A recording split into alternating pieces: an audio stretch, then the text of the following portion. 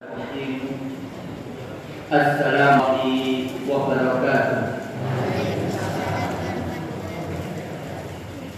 Alhamdulillahi rabbil alamin. Wassalatu wassalamu ala rasulillah wa ala alihi wa sahbihi ajma'in, amma ba'd. Inna nas'aluka ilman nafi'an wa rizqan thayyiban wa amalan mutaqabbalan. Ma'asyiral muslimin wal muslimat, jamaah pengajian rahimakumullah. Alhamdulillah, kita bersyukur kepada Allah Subhanahu wa taala atas segala limpahan nikmat yang telah Allah Subhanahu wa taala karuniakan kepada kita. Salawat dan salam semoga senantiasa Allah curahkan kepada Nabi kita yang mulia, Nabi Muhammad sallallahu alaihi wasallam. Bapak Ibu yang dimuliakan oleh Allah Subhanahu wa taala, tema kajian kita pada kesempatan malam hari ini akan membahas tentang alam kubur. Dan ini adalah bagian yang pertama. Jamaah rahimakumullah, Rasulullah sallallahu alaihi wasallam menganjurkan umatnya untuk memperbanyak mengingat kematian. Disebutkan di dalam hadis yang diriwayatkan oleh Imam Ahmad dari sahabat Abu Hurairah radhiyallahu anhu, Rasulullah sallallahu alaihi wasallam bersabda, "Aktsiru dzikra hadimil ladzat," yakni al-maut. Perbanyaklah kalian mengingat pemutus kelezatan, yaitu kematian. Allah menganjurkan kita untuk banyak-banyak ingat,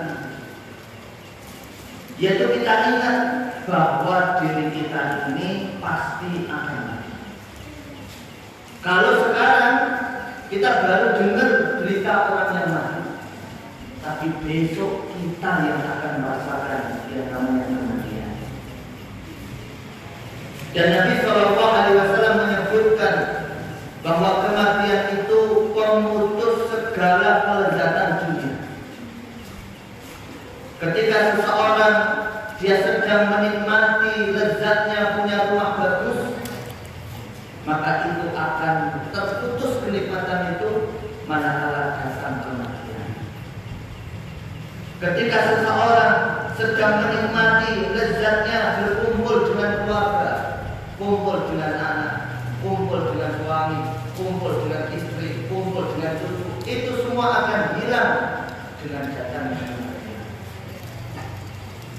Ketika seseorang sedang menikmati lezatnya jabatan tinggi, menikmati penghasilan yang besar, itu akan sirna. Dan Bapak Ibu yang dimuliakan oleh Allah, mengingat kematian ini memiliki banyak sekali manfaat.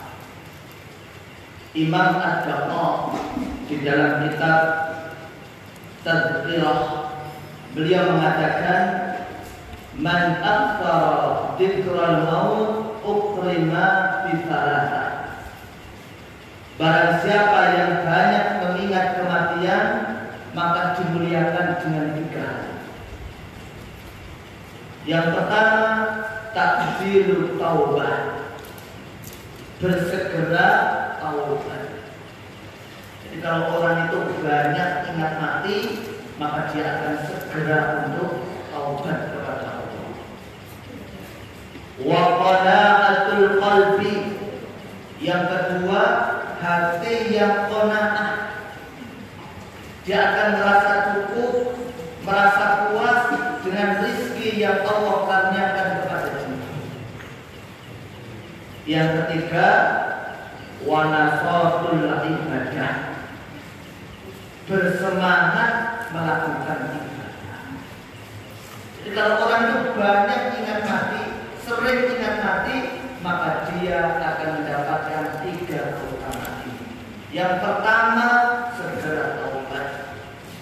Yang kedua, punya hati yang qanaah. Yang ketiga, semangat ibadah. Jamaah rahimakumullah.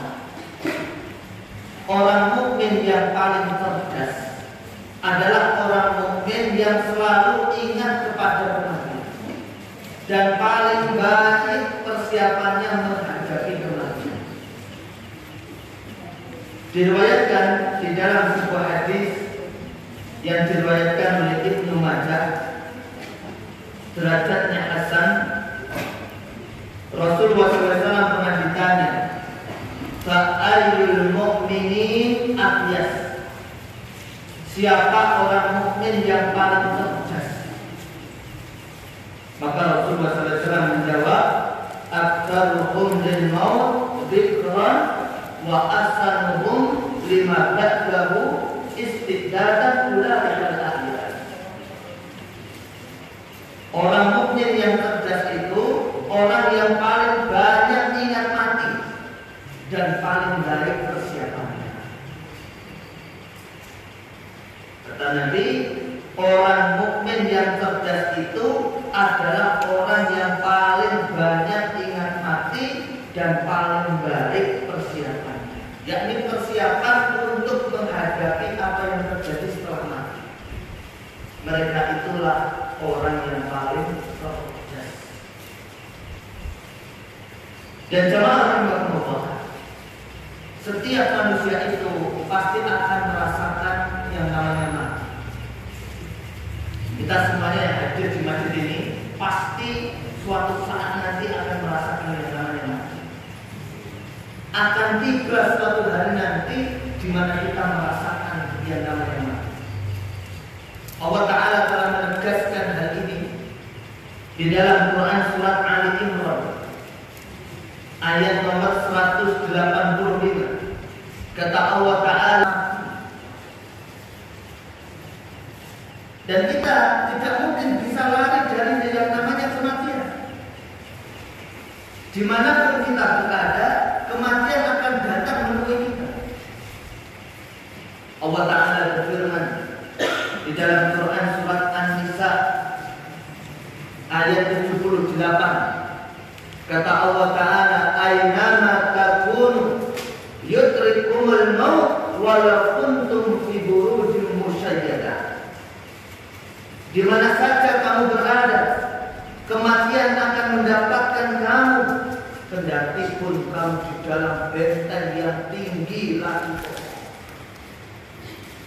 Kemudian juga dalam Quran surat Al-Jum'ah ayat nomor 8, Allah Ta'ala berfirman, Qul innal mauta alladhi tafirruna minhu fa innahu mulaqikum.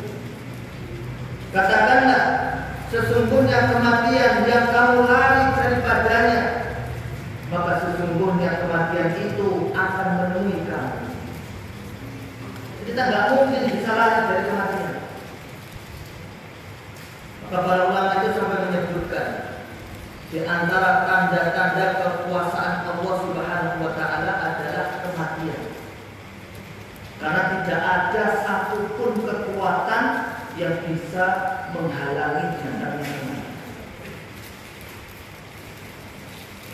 Jamaah rahimakumullah, kalau ajal kita sudah tiba, maka tidak bisa lagi diundur meskipun hanya 1 menit. Kalau ajal kita sudah tiba, tidak bisa lagi diundur. Ayat nomor 61. Kata Allah Ta'ala, wa idza jaa ajaluhum la yastakhiruna sa'ah. Maka apabila ajalnya tiba, mereka tidak dapat meminta penundaan. Tidak bisa ditunda meskipun hanya 1 menit. Jamaah, maka tidak ada yang kita bawa kecuali amal soleh kita. Harta, keluarga itu akan ditinggal semua. Oleh karenanya Nabi Shallallahu Alaihi Wasallam menyampaikan di dalam hadis riwayat Imam Bukhari, Kata Nabi SAW, yatba'ul mayyit salata. 3 hal yang akan mengiringi kepergian orang mati. Ahluhu wa maluhu wa amaluhu, yaitu keluarganya, hartanya, dan amalnya. Fayajir usnani, 2 di antaranya akan kembali pulang. Wa yabqa wahid, keluarga dan hartanya akan kembali pulang, sedangkan amalnya akan tetap bersamanya. Jadi besok ketika kita mati, harta kita tidak akan kita pakai. Harta kita akan menjadi milik ahli waris kita. Keluarga kita nggak ada satupun yang mau menemani kita di dalam kubur. Bu, bojone jenengan ini yang pernah ngomong aku cinta kamu sehidup semati. Niku nak dengan sedo boten mungkin pun akan jenengan. Yakin dulu. Paling sedelokas nek boleh ganti jenengan. Niku nyata.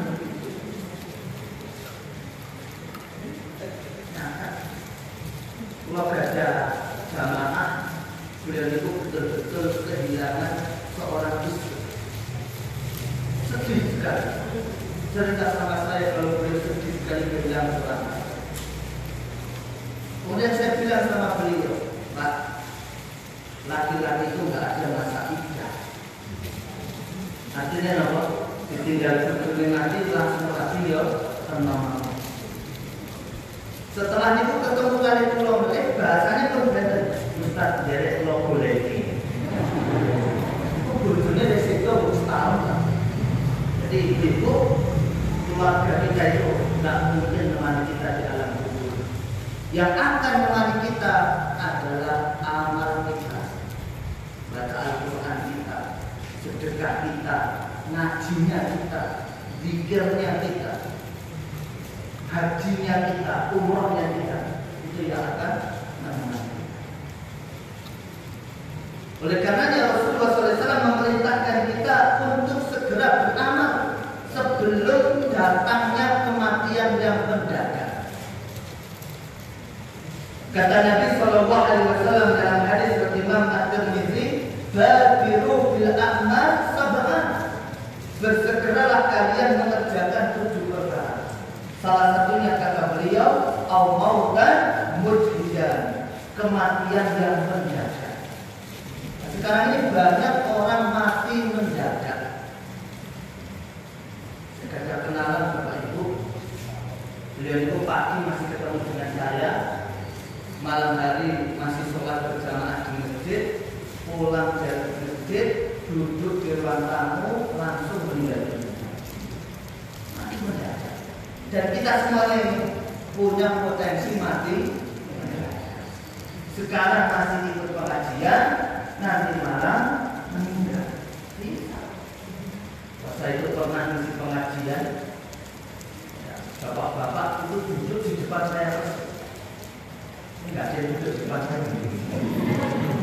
Duduk di depan saya. Kemudian malam hari saya juga balik jamaah. Ustaz, bapak ini sih itu. Paginya masih ngaji sama saya, malamnya sudah sih. Nah, jangan berpotensi mati juga. Artinya jamaah Allah kita perlu bersih. Jamaah Allah. Sebelum kematian tentu ada kehidupan di dunia. Adapun kehidupan seseorang di dunia hanya sebentar, antara 60 hingga 70 tahun. Nabi SAW bersabda dalam hadis riwayat Imam At-Tirmidzi, "A'malu ummati ma baina 60 ila 70." Wa aqalluhum ma yajudu dzalik. Dan sedikit di antara mereka yang melebihi itu. Jadi rata-rata seseorang itu ketika berumur 60 tahun dan belum mencapai 70 tahun, mereka telah dipanggil oleh Makanya dengan visualnya pun singkat. Nanti ya, nopo melin pun singkat lurus singkat sedih. Nopo melin pun pitung puluh. Tinggal nunggu esok sore luar. Sebentar Pak, umur kita di dunia ini rata-ratanya 60, 70. Ini menjelaskan kepada kita bahwasanya kehidupan kita di dunia ini sangat sebentar dibandingkan dengan perjalanan kita menuju surga atau neraka. Bayangkan Pak, waktu yang akan kita lalui di padang mahsyar itu sangat lama. Allah Subhanahu wa taala berfirman dalam Quran surat Al-Ma'arij ayat 4. Kata Allah taala, "Ta'rujul malaikatu war-ruhu ilaihi fi yaumin kana miqdaruhu 50,000 sanah."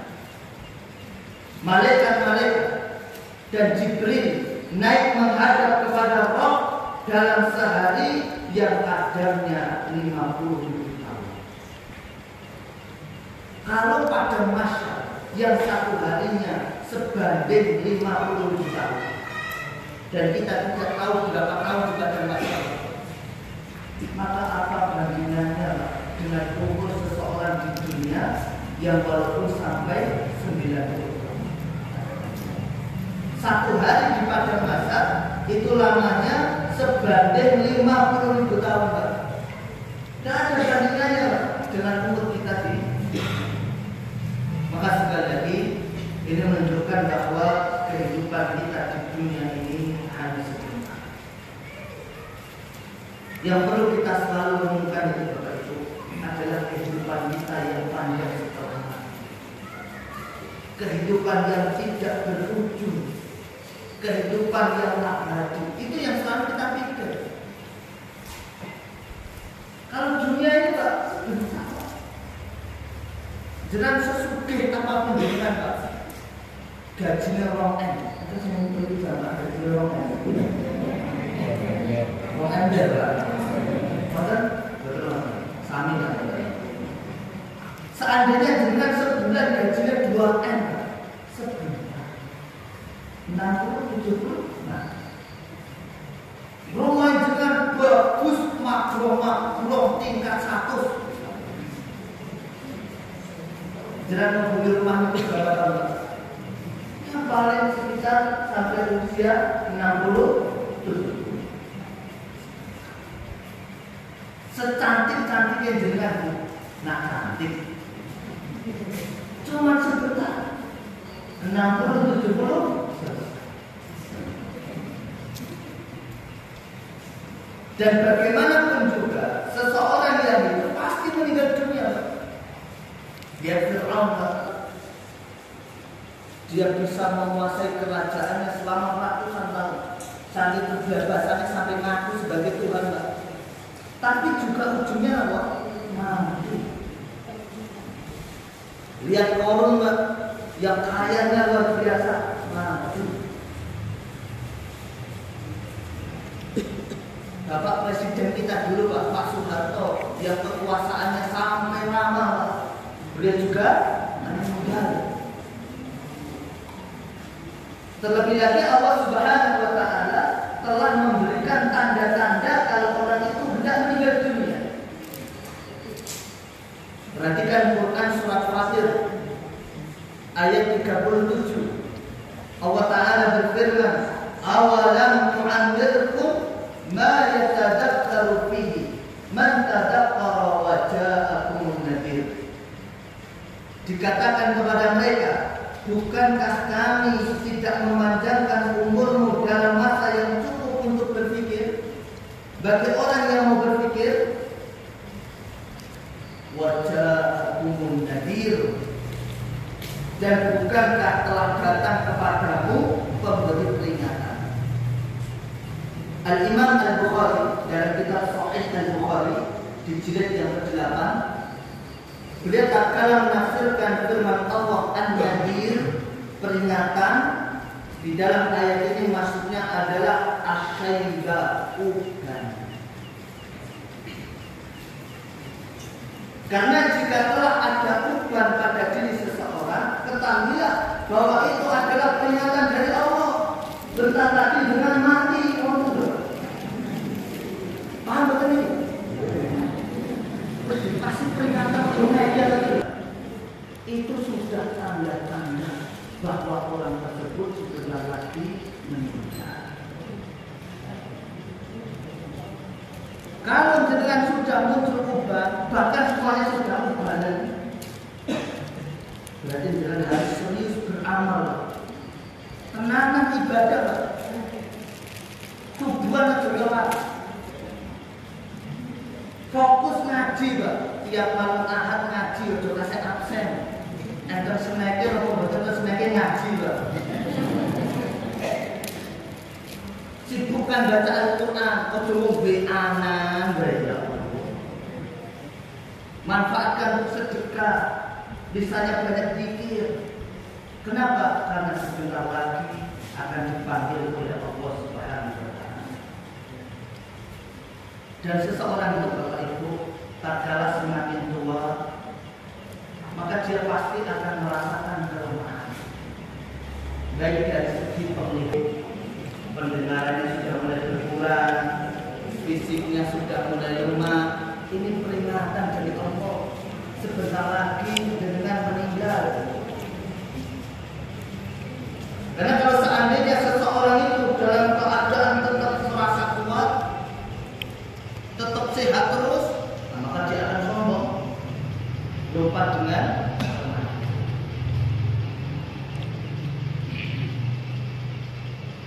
oleh karenanya jemaah rahimahullah, saya menasihati diri saya sendiri dan Bapak Ibu sekalian, mari kita banyak memikirkan kehidupan kita setelah. Itulah kenapa saya mengangkat pembahasan tentang alam kubur. Kita banyak merenung tentang kehidupan kita setelah. Kematian bisa datang melalui gempa bumi, kematian bisa datang melalui tsunami, kematian bisa datang melalui sakit, kemudian juga kadang kematian bisa datang melalui kecelakaan dan yang lainnya. Dan kematian itu terkadang lebih sering datang tanpa ada pemberitahuan terlebih dahulu. Inilah jemaah rahimahullah, kehidupan kita yang sebentar di dunia ini, sekitar 60 tahun sampai 70 tahun. Setelah itu kita akan masuk ke fase kehidupan yang kedua, yaitu al-yaumul akhir, diawali dengan kematian. Akan tapi untuk kita tahu bahwa kehidupan kita di dunia ini yang singkat ini 60-70 itu penentu nasib. Penentu nasib kita di alam kubur, di padang mahsyar, masuk surga atau neraka, yang kehidupan kita saat ini. Kalau kita akan memanfaatkan kehidupan kita saat ini, Pak, kita akan nyesel selamanya. Siapakah yang suka dengan kematian? Secara umum, semua orang tidak suka dengan yang namanya mati. Dan ini adalah sesuatu yang manusiawi. Setiap orang itu menginginkan untuk selalu di samping orang yang dicintainya di dunia. Secara manusiawi, seseorang suka dengan kehidupan. Itu manusiawi. Sehingga walaupun dengan urusannya ngurus widak, ngurus seket, ngurus 40, nak jenang ditarani kon mati saat ini mesti dari itu. Itu bukti bahwasannya manusiawi, seseorang itu tidak suka dengan yang namanya. Oleh karenanya terdapat sebuah hadis, yang hadis ini diriwayatkan oleh Imam Al-Bukhari. Nabi SAW bersabda, "Man ahabba liqa Allah, ahabba Allah liqa'ahu." Barang siapa yang senang bertemu dengan Allah, maka Allah pun suka bertemu dengannya. Wa man kariha liqa Allah, karihallahu liqa'ahu. Dan barang siapa yang tidak suka bertemu dengan Allah, maka Allah pun tidak suka bertemu dengannya. Ibunda Aisyah radhiyallahu anha memahami sabda Nabi sallallahu alaihi wasallam ini bahwa kalau begitu orang itu kalau nggak suka mati, berarti dia itu nggak suka bertemu dengan Allah. Berarti Allah nggak suka bertemu dengannya. Kalau orang itu suka dengan mati, berarti dia suka bertemu dengan Allah, maka Allah suka dengannya. Ibunda Aisyah memahaminya demikian. Makanya Ibunda Aisyah bertanya, "Al-ba'du azwaji inna lanakrahul maut." Ibunda Aisyah mengatakan, sesungguhnya kami ini benci dengan kematian, gak suka mati. Ini Ibunda Aisyah. Maka Rasulullah SAW mengatakan, meluruskan apa yang dipahami oleh Ibunda Aisyah, laisa daki walakinnal mu'min idza hadarahul maut busyira biridwanillah wa karamatihi falaisa sayun ahabba ilaihi mimma amama fa ahabba liqa Allah wa ahabba Allah liqa'ahu. Kata Nabi SAW, bukan demikian. Akan tapi seorang mukmin jika kematian telah hadir di hadapannya, maka dia akan diberi kabar gembira tentang keridhaan Allah dan kemuliaannya. Tidak ada yang paling dia sukai ketika itu kecuali apa yang ada di hadapannya, yaitu kematian. Maka dia pun suka bertemu dengan Allah dan Allah pun suka bertemu kepadanya. Jadi orang kafir jika hendak meninggal dunia, maka dia akan diberi kabar gembira tentang adab dan hukuman Allah yang disiapkan untuknya. Tidak ada sesuatu pun yang lebih dia benci daripada apa yang di hadapannya. Maka dia pun benci untuk bertemu dengan Allah dan Allah pun benci bertemu dengannya. Jadi orang kafir itu kalau mau mati, ketika didatangi malaikat maut, didatangi malaikat yang wajahnya hitam-hitam, orang kafir ini tidak suka mati, karena dia tahu kalau dia mati nanti dia akan maka dia tidak suka mati, tidak suka ketemu dengan Allah. Maka Allah pun tidak suka bertemu dengannya. Maka dari sini kita bisa mengambil faedah bahwa kalau kita belum mengalami sekaratul maut sekarang ini, kalau kita nggak suka dengan mati, ya wajar, manusia. Tapi kalau besok Pak, kita pas detik-detik menjelang mati, pas sekaratul maut, kemudian gara-gara kita tahu kalau kita akan diadab oleh Allah, kita sudah melihat malaikat maut, kok kemudian kita tidak suka mati, itu tanda Allah juga tidak suka bertemu dengan kita. Kemudian jamaah rahimahullah, yang terakhir saya sampaikan ada 3 kondisi yang berkaitan dengan kematian. Yang pertama, rasa berat yang dialami menjelang kematian, atau yang disebut sakaratul maut. No? Sakaratul maut. Ini rasa berat yang dialami menjelang kematian. Dan kita semua ini pasti akan mengalami sakaratul maut, yaitu rasa berat kepayahan yang kita alami menjelang mati. Dan sakaratul maut ini akan dialami oleh semua manusia, baik orang beriman maupun orang kafir. Adapun keras atau tidaknya sakaratul maut tidak menunjukkan apa-apa, karena dia seperti sakit yang menimpa seseorang. Jika seseorang mengalami sakaratul maut dengan sabar, maka menggugurkan dosa, mengangkat derajat. Tapi kalau dia pas sakaratul maut kalau tidak sabar, maka tidak menggugurkan dosa, malah berdosa. Karena Nabi SAW beliau mengalami sakaratul maut. Sehingga kita ini jangan sampai seperti orang-orang di luar sana yang meniteni orang itu husnul khotimah sama tidak dilihat dari sekarang maunya. Nah, ada orang sekarang maunya juga matinya ada langsung itu selalu akan matinya ada.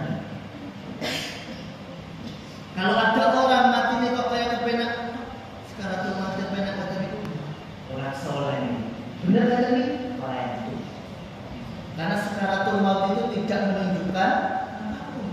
Bahkan dalam kitab Subul Salam orang beriman itu rata-rata sekaratul mautnya berapa?